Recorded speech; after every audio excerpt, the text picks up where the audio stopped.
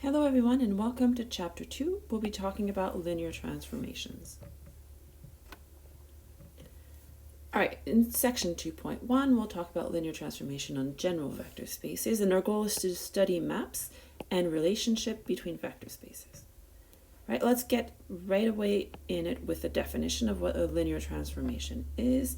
A vector space comes equipped with two operations. We have an addition and we also have a scalar multiplication. A map between vector space should preserve those two operations. And so that means, like we'll see in definition 2.1.1, that if you have two vector spaces, a linear transformation is a function, t from v to l, so that, all right, two things. First, if we apply scalar multiplication in v, then apply t, or if we apply t first, and then scalar multiplication in W, we should get the same thing for every V in V and every K in R. All right, so this is what I mean by a preserved scalar multiplication. You could do a scalar multiplication in V or in W, you'll get the same thing. All right, so second, if I have two elements in V and I add them, then I apply T, that should give me the same thing as if I applied T to both elements separately and then add them in W. All right, so here we have addition in V, here we have addition in W. A linear operation on V is a linear transformation, T from V to V.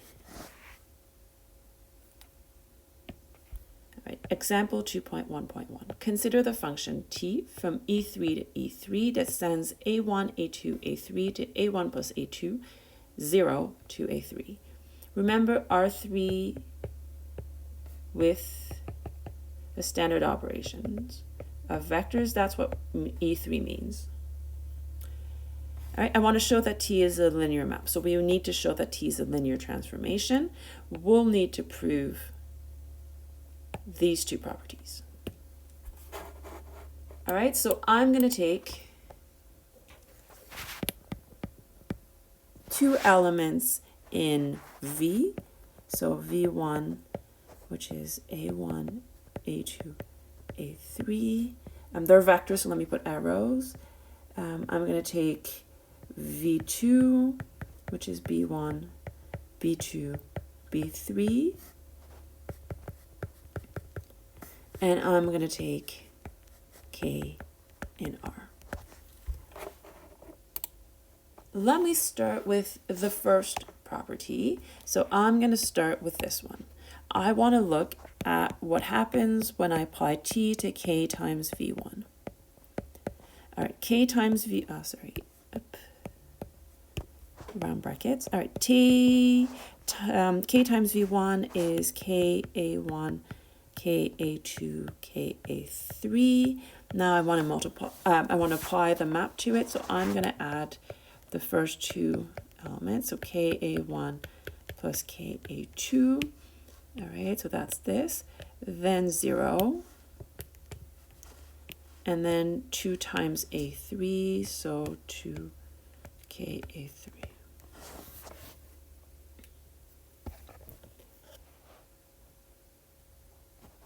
I want to be able to take K out. So what I'll do is I'll factor K out of this and factor kind of K out of that. So I'm going to get K times A1 plus A2.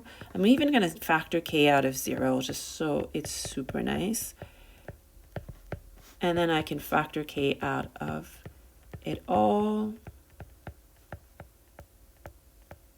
And I'm going to get K times T V1.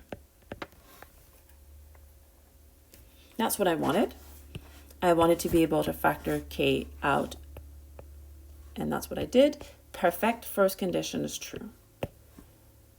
All right, let's try the second one. In the second one, let's go back. I want to look at T of the sum, so I want to look at T of V1 plus V2. That's T of, I'm going to add them, so A1 plus B1, A2 plus B2, and A3 plus B3. 3. All right, let's apply the map now. I'm going to add the first element. So I'm going to add these two. I'm going to get A1 plus B1 plus A2 plus B2. Second component is 0, and then twice A3, so twice A3 plus B3. All right, so now I want to split the A's from the B's.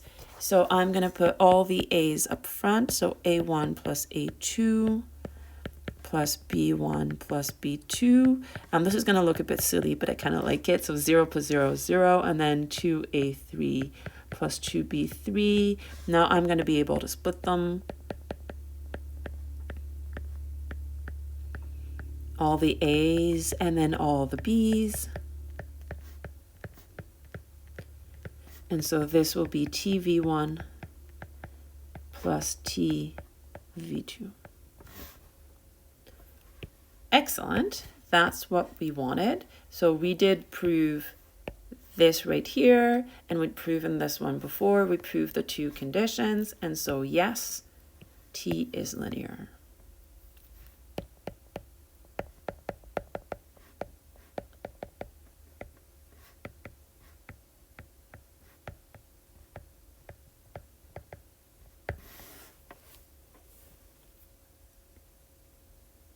All right. In the next video, we'll be doing more examples of this.